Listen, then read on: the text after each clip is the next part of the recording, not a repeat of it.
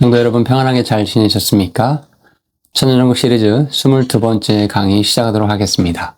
바깥 어두운데 쫓겨나 슬피 울며 이를 갈미 있으리라. 여러분 이 구절을 성경에서 보신 적이 있으실 거예요. 최근에 어떤 구독자께서 이 질문에 대한 질문을 주셨고 또 덧붙여서 예수님을 믿는다고 하면서도 행실은 악하거나 흉악하게 하는 사람들도 있는데 그들도 예수님 믿었으니 진짜 구원받은 것인가? 라는 진지한 질문을 주셔서 오늘은 그 질문에 대한 성경적인 답변을 함께 살펴보려고 합니다.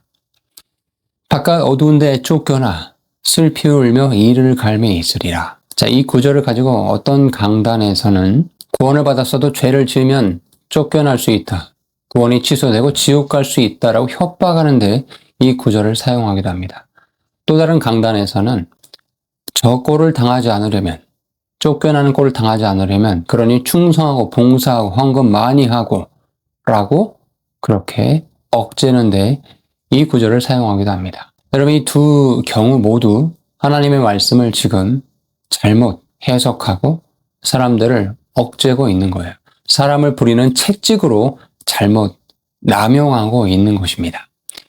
그런데 이 말씀의 진짜 의미를 알지 못하는 많은 성도님들이 그저 그 말씀이 그런 의미인 줄 알고 그 채찍 아래에서 어떤 성도는 평생을 구원 취소의 공포 속에 살기도 하고 또 어떤 성도는 탈진할 때까지 자신의 모든 것을 다 바쳐 봉사하는데 시간을 쓰다가 자기 스스로 신앙을 자포자기하기도 합니다. 그런 모습을 보면서 세상은 교회를 어리석다며 조롱하기도 하죠. 제가 서두에 한 구독자께서 남겨진 질문을 언급을 드렸는데 그분께서 또 이런 질문을 주셨거든요. 자, 휴거가 되고 첫째 부활에 참여한 성도가 그 바깥 어두운데 쫓겨나는 일이 있을 수 있습니까? 계시록 22장 15절의 말씀에 가보면 성 밖에 개들이 있다고 하였는데 그 개들은 도대체 누구를 가리키는 것입니까? 또 흉악하게 살면서도 예수님 영접했으니 천국 간다라는 그 교인들 정말 그렇게 되는 것입니까? 라고 물으셨습니다.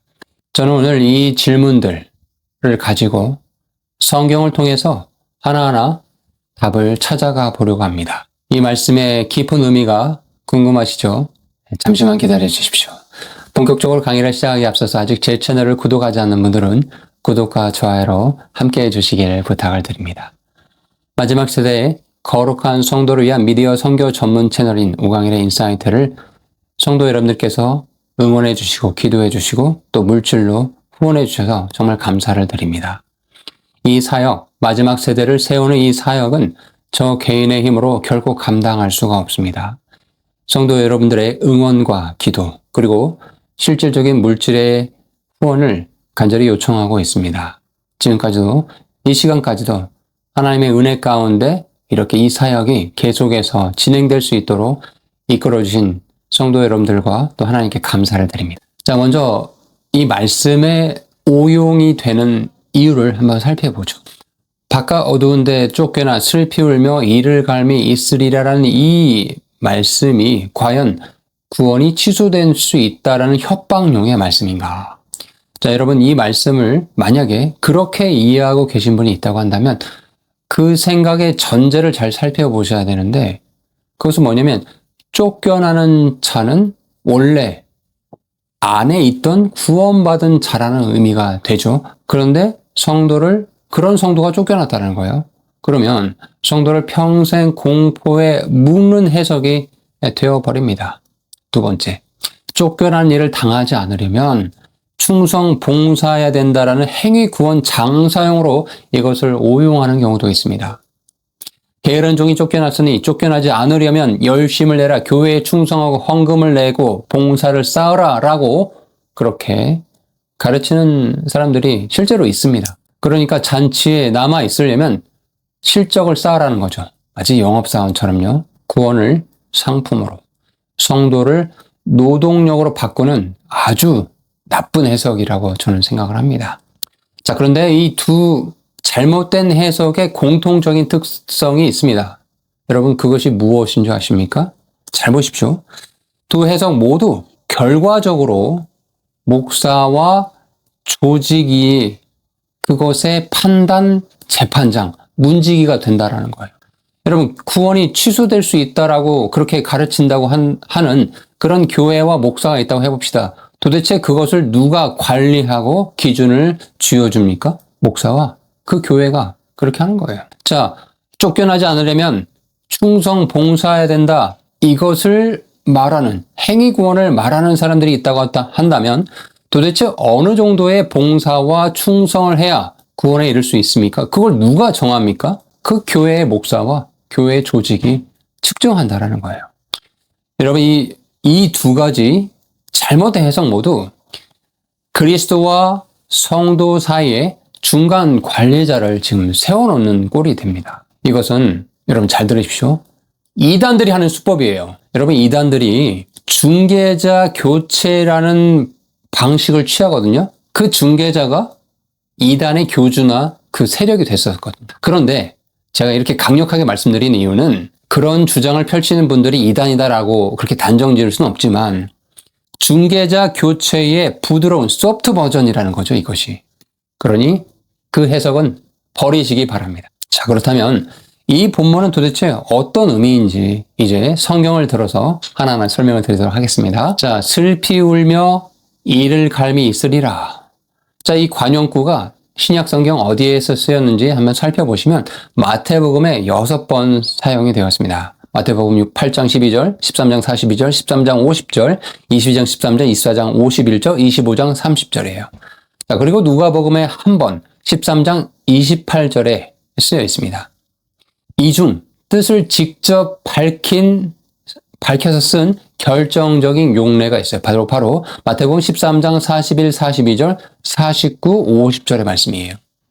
자, 그 말씀을 요약해서 우리가 살펴보면 인자가 그 천사들을 보내리니 그들이 그 나라에서 모든 넘어지게 하는 것과 또 불법을 행하는 자들을 거두어내어 풀무불에 던져 넣으리니 거기서 울며 이를 갈게 되리라. 천사들이 와서 의인 중에서 악인을 갈라내어 풀무불에 던져 넣으리니 거기서 울며 이를 갈게 되리라.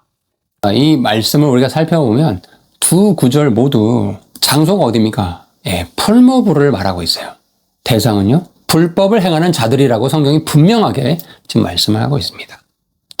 의인 중에서 갈라내진 악인, 불법을 행하는 자들, 명백한 최종의 심판, 명백한 잃어버린 자들이 그 대상이 되고 있음을 성경이 지금 분명하게 말씀하고 있습니다.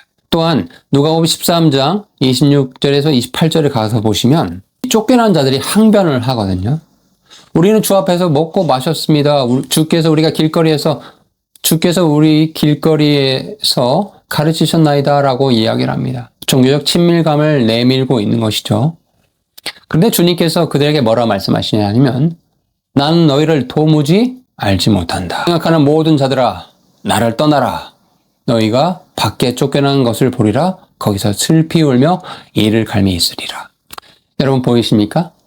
이 관용구의 대상은 언제나 예외 없이 소속을 주장했으나 주님께서 도저히 나는 너희를 알지 못한다라고 말씀하신 그런 자들이었다라는 겁니다. 마태복음 8장 12절도 살펴보세요. 그 문맥을 보시면 이방인 백부장의 그 믿음에 예수님이 놀라는 장면이 나와 있습니다. 그러면서 11절에 가서 보시면 동서로부터 많은 사람이 이르러 아브라함과 이삭과 야곱과 함께 천국에 앉으려니와 하나님의 왕국에 여기서 천국이라 표현했지만 the kingdom of heaven이니까 하늘의 왕국이라고 보는 게 좀 더 이해가 되실 겁니다. 그 나라의 본 자손들은 바깥 어두운 데 쫓겨나 거기서 울며 이를 갈게 되리라. 즉 본 자손, 혈통과 유산으로는 상속자이지만 믿음이 없는 이스라엘이죠. 맞습니까?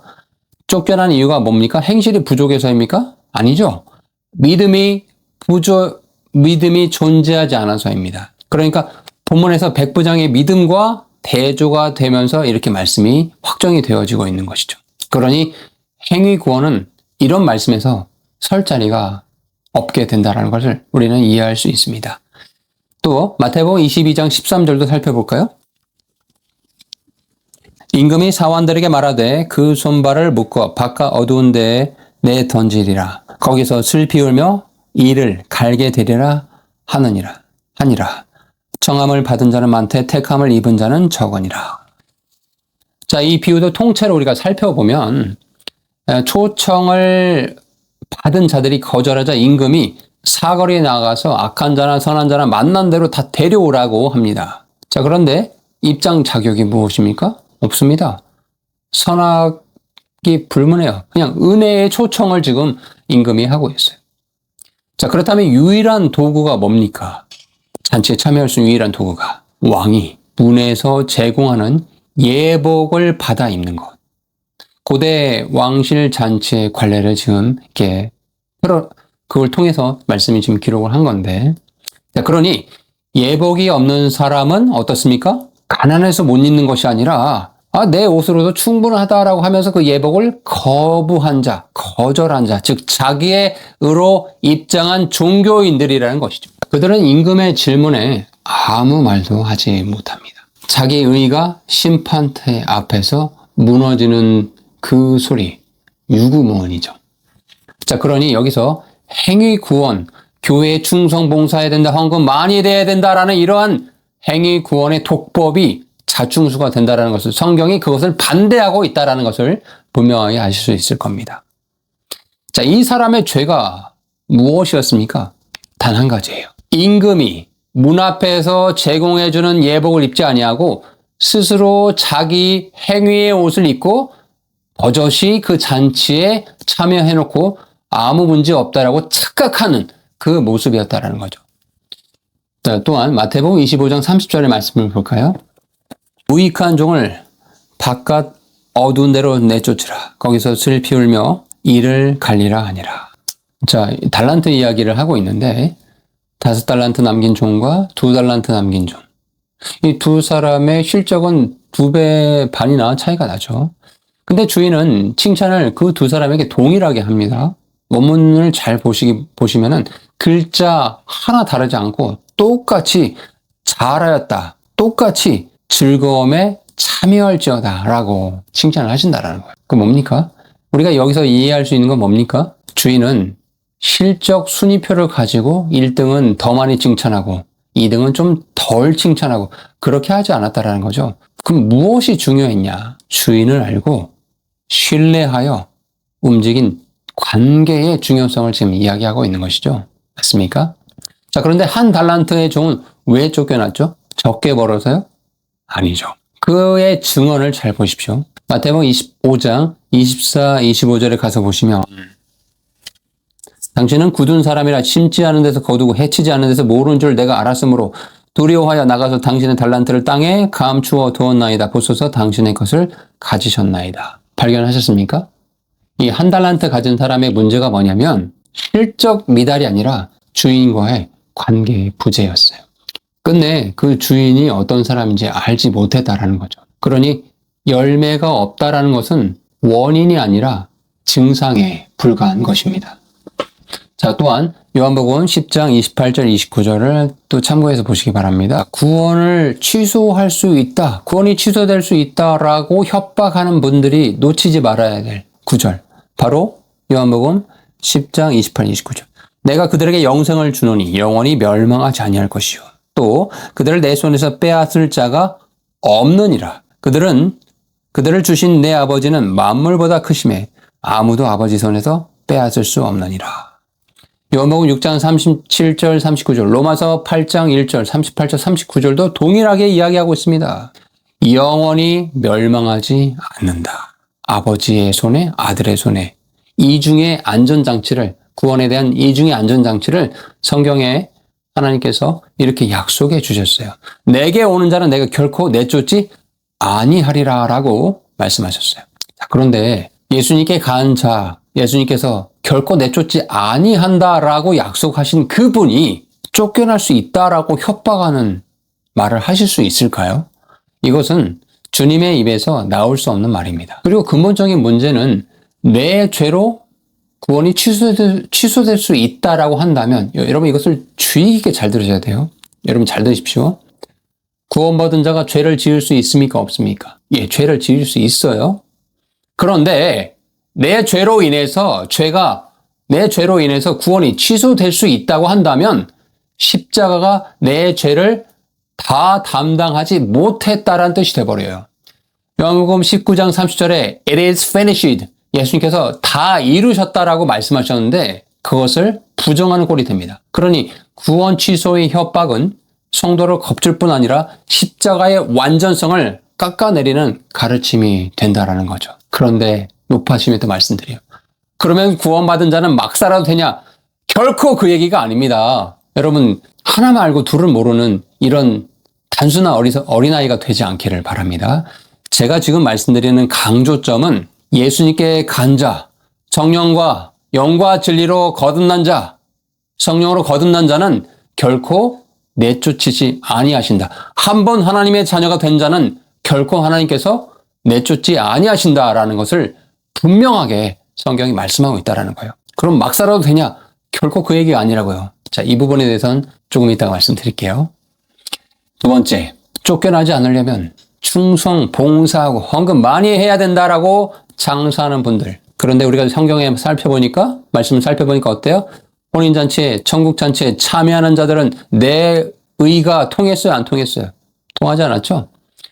문지기가 앞에서 나눠준 예복을 입은 자만이 그 잔치에 참여할 수 있었다는 것을 우리가 성경을 통해서 살펴보았습니다.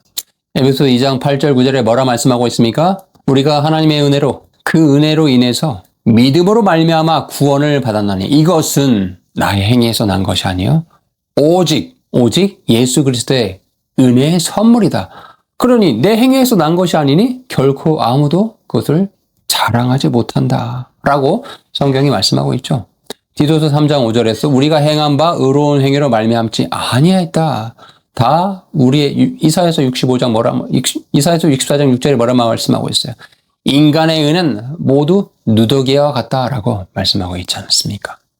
그러니 정리해보면 이 말씀은 구원의 취소를 말하는 것도 아니고 충성 봉사에서 행위 구원을 말하는 말씀도 결코 아니라는 말씀을 우리가 이제 정확하게 알게 되셨을 겁니다. 자, 그러면 성 밖에 쫓겨나 슬피 울며 이를 갈미 있다라는 이 대상이 도대체 누구냐? 그리고 성 밖은 도대체 어디를 가리키냐? 자, 결론부 말씀인데 잘 들으시기 바랍니다. 요한계시록 22장 15절 또 21장 8절에 가서 보시면 이 말씀에 대한 얘기가 나와 있어요. 여러분 그 두 구절을 양쪽에 이렇게 띄워놓고 잘 대조해서 보시기 바라요. 자, 여기서 계시록 21장과 22장의 내용을 우리가 시점을 좀 볼 필요가 있는데, 자, 이 시점은 천년왕국 시기를 말하는 것이 아니라 이미 천년왕국 끝 무렵에 있을 최후의 반역, 고가 마곡의 2차 전쟁이 다 끝나고 둘째 부활이 일어나고 흰 왕자 심판이 다 끝난 이후에 이제 새하늘 새 땅 영원한 세상이 펼쳐지는 그 시점의 말씀을 지금 하고 있는 것이거든요. 새 땅의 나라들과 왕들은 모두 전원 생명책에 이름이 기록된 자들이죠. 구속받은 자들입니다. 그러니까 자연인의 범주 자체가 이제 없다라는 것을 좀 첫 번째 기억하시면 좋겠습니다. 자, 두 번째, 쫓겨나는 자들, 성에 그 거룩한 성에 들어가지 못한 자들의 명단을 잘 살펴보시면 살인자, 음행자, 점술가, 우상숭배, 거짓말하는 자들 모두 같은 명단을 말하고 있어요. 그리고 처소를 명시하고 있어요. 어디입니까? 불과 이왕으로 불타는 바로 불못. 둘째 사망의 그 저주의 벌을 당한 자들이 가는 그 장소를 말하고 있다는 것을 볼 수 있습니다. 그러니까 성 밖은 어떤 성벽 밖에 어딘가의 다른 거주 지역을 말하는 것이 아니라 영원히 불타는 불호수, 지옥의 또 다른 이름이라고 이해하시는 게 가장 합리적인 해석입니다.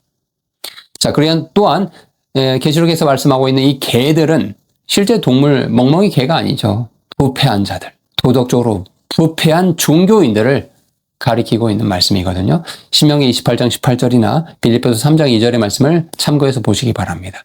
정리해보면 천년 동안만이 아니라 영원히, 다만 그곳에 가는 이는 쫓겨난 성도가 아니라 끝내 어린 양의 피에 끝까지 거부하면서 씻김을 받지 않은 자들이다.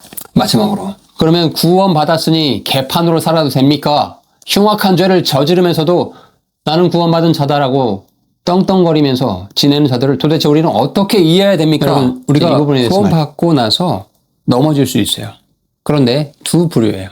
첫 번째 부류는 넘어진 참 신자예요. 다윗과 베드로를 생각해 보세요. 그 두 사람도 좋은 사람들이에요. 좋은 그리스도인이었지만 넘어졌거든요. 죄를 지었어요.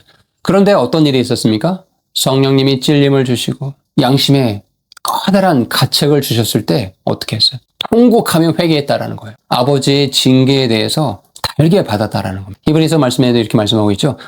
징계가 없으면 너희는 하나님의 자녀가 아니다. 사생아에 불과하다라고 말씀하십니다. 그러니 구원받은 자인데 마음대로 살고 있어요? 근데 아무런 징계가 없어요? 여러분, 이게 기뻐할 일이 아닙니다. 하나님 자녀가 아니란 얘기예요. 정신 차리시기 바랍니다. 죄 가운데 거하는데 아무런 징계가 없이 평안하다? 이건 사생아입니다. 하나님의 자녀가 아니라는 증거입니다. 두 번째, 입술로는 하나님 외치고 막 지식을 남발하는 자들이 있어요. 그런데 그 마음 안에 성령님으로 거듭난 새로운 마음이 없는 자들이 있습니다. 마태복음 7장에 주여 주여 외치는 자마다 다 하나님의 자녀가 아니라고 강조해서 말씀하시죠. 나는 너희를 도무지 알지 못한다. 처음부터 알지 못한 자들이었다. 너희들이 그냥 착각한 것이다 라고 아주 무섭게 성경이 경고하고 있다는 겁니다. 구원받았다라는 착각 속에서 나는 이제 하나님 자녀니 내 마음대로 살겠어 라고 그렇게 아무런 기준 없이 살고 계신 분들이 계십니까? 하나님 보시기에는 처음부터 하나님 자녀가 아니란 얘기예요. 착각하지 말라라는 말씀을 성경이 부드럽지만 아주 강력하게 말씀하고 있는 것입니다. 정리해 봅시다. 바깥 어두운 데는 어디를 가리키고 있었습니까? 바로 구원받지 못한 종교인의 최후의 종착지였다라는 거죠. 그러니 휴거받고 첫째 부활의 영광스러운 부활에 참여한 자들은 결코 그곳에 갈 일이 없습니다. 그리고 성 밖은 천년왕국의 자연인이 아니라 어디라고요? 영원한 불타는 호수, 최종 지옥의 또 다른 이름이다 라고 이해하시면 좋겠어요. 또한 구원받았다고 스스로 착각하면서 흉악한 죄를 짓고 있는 사람들이 있습니까? 무사한 구원자가 아니라 하나님 보시기에는 사생아이고 아예 처음부터 거듭나지 못한 사람이다 라고 성경이 판단하고 있다는 것을 기억하시기 바랍니다. 여러분, 혼인잔치 비유에서 우리가 기억할 게 있어요. 임금은 몇 번이나 사람을 보내고 그런데 거절당하고 또 보내고 모욕당합니다. 사거리에 나가서 만나는 대로 다 데려오라라고 이야기합니다. 이것이 무엇입니까? 누구든지 와서 생명의 말씀 대신 생명 대신 예수님을 만나라는 얘기를 지금 하고 있는 것이거든요. 그 예복은 내가 만드는 것이 아니라 예수님께서 혼인잔치에 들어올 수 있는 예복을 주시는 것이다 라는 것을 성경이 지금 말씀하고 있습니다. 여러분, 이 구절이 이제 좀 명쾌하게 풀리셨습니까? 더 이상 이 구절을 보시면서 내가 구원이 취소되면 어쩌지? 그렇기 때문에 내가 교회에 충성 봉사해야 되겠다. 교회에 봉사하지 말라는 얘기가 절거 아닙니다. 좀 어린아이같이 받아들이지 마세요. 본질을 이해하라는 의미로 지금 말씀드리고 있어요. 이 말씀의 깊은 의미를 여러분 묵상해 보시면서 분별은 날카롭게, 그러나 우리의 태도는 온유하게 나아가시는 그런 저와 여러분이 되기를 주님의 이름으로 축원을 드립니다. 우리 주님은 늘 선하십니다. 건강하게 잘 지내시고 다음 시간에 또 뵙도록 하겠습니다. 감사합니다.